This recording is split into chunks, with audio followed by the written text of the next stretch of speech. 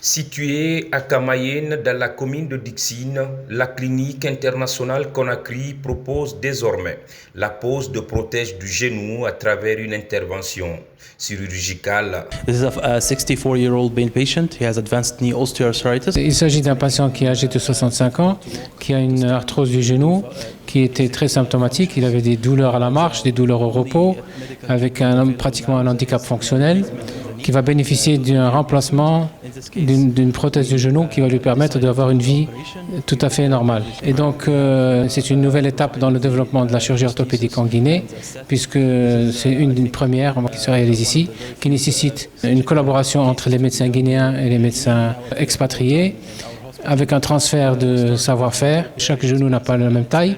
Il faut adapter la prothèse par rapport à la taille du genou. Et donc, il faut avoir toute une série de dispositifs médicaux pour pouvoir, en préparatoire, pallier à toutes les situations. La prothèse du genou peut être totale ou partielle.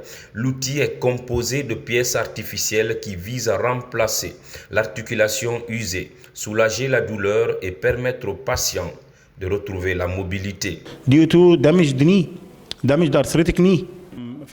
Lorsque, avec l'âge et certaines pathologies comme le surpoids, le diabète, certaines formes d'obésité morbide, il y a une destruction du cartilage articulaire qui fait que l'articulation devient très douloureuse et devient bloquée.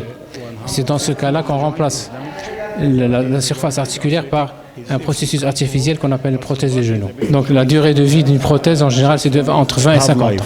For about 15 years.